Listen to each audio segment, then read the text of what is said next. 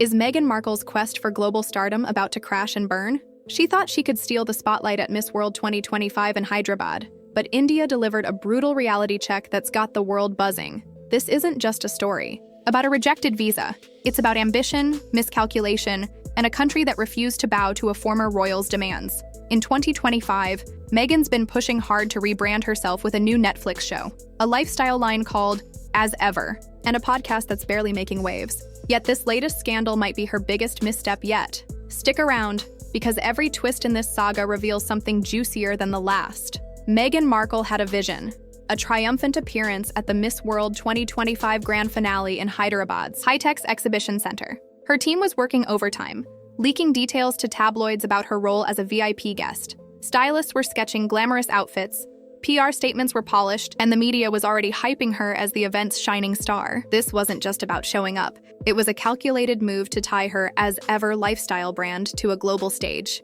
Think artisanal jams and curated bath bombs positioned as the epitome of sophistication, all under the glow of Miss World's prestige. 5 minutes in, she'd gone and got the honey out of the bees. I was going to say bee's nest. That's a wrong thing.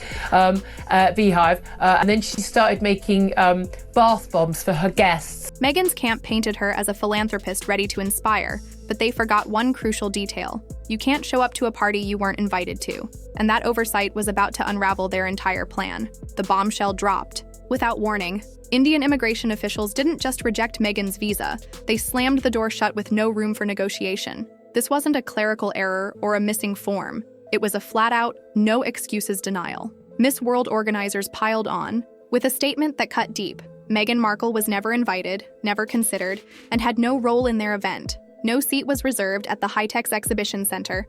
No discussions were held, not even a whisper of interest. Her team's carefully spun narrative, complete with prepped outfits and media buzz, crumbled in hours. Insiders say Meghan was blindsided, expecting her name alone to unlock every door. But India wasn't playing her game, and the fallout turned a private rejection into a public humiliation that echoed worldwide. And would get the high end of that because of name recognition, but based on the analytic, Meghan's made approximately $40,000 for season 1 of Confessions of a Female Founder. India's visa system is no joke, and Meghan learned that the hard way. The country's immigration protocols are among the strictest, especially for high-profile events like Miss World. In the past, even A-list celebrities have faced denials. Think of the time a pop star was turned away for a music festival over incomplete documentation. India values merit over fame, and Meghan's assumption that her Duchess title would guarantee special treatment was a colossal misstep. Sources say she expected a red carpet, diplomatic courtesies, maybe even a ceremonial welcome. Instead, she got a cold, hard no. Indian officials didn't care about her Netflix deals or her royal past. To them, she was just another applicant who didn't meet the criteria.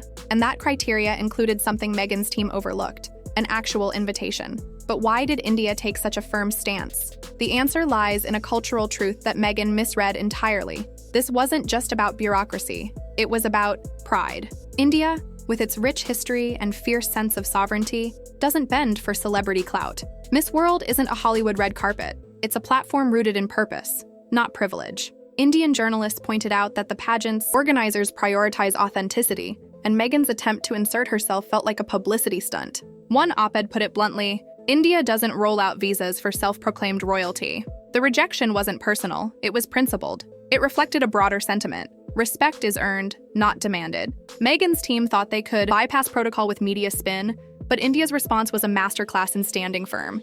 And when the news broke, the internet made sure everyone knew about it. Social media exploded like a wildfire. Hashtags like Meghan not invited and India says no trended on X within hours, racking up millions of views. TikTok was flooded with skits mocking Meghan's VIP fantasies. Think creators reenacting her team's frantic calls to India, only to be met with a dial tone. One viral X post from an Indian student summed it up. Meghan thought she could crash Miss World like it's a Netflix premiere. India said, "Not today." Another journalist's tweet went even harder. If Meghan Markle wants a role at Miss World, she should apply with merit, not entitlement. India doesn't do favors for fame. Memes showed her photoshopped onto empty red carpets, captioned with brutal one-liners. The scale of the backlash was staggering, turning a visa denial into a global roast. But this wasn't a random pile-on. It was the latest chapter in a story Meghan's been writing for years. Let's talk about that story. Meghan's no stranger to controversy, and this Miss World fiasco fits a familiar pattern. Remember her Spotify deal? A multi-million-dollar contract that fizzled out after one lackluster podcast season. Or the bullying allegations from palace staff, which she's denied but never fully escaped. Then there's the string of awards she's claimed to win, only for fact-checkers to reveal they were exaggerated or outright fabricated. Her 2025 rebrand hasn't fared much better.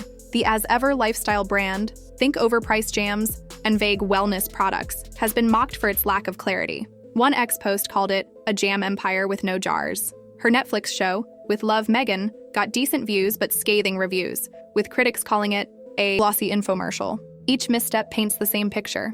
Meghan's chasing optics, not impact. And the Miss World blunder? It's just the latest proof that her PR machine is running on fumes. That PR machine is struggling against a brutal reality. Meghan's relevance is slipping. In 2025, her favorability in Britain hit a record low of 20% according to YouGov polls, with only Prince Andrew less popular.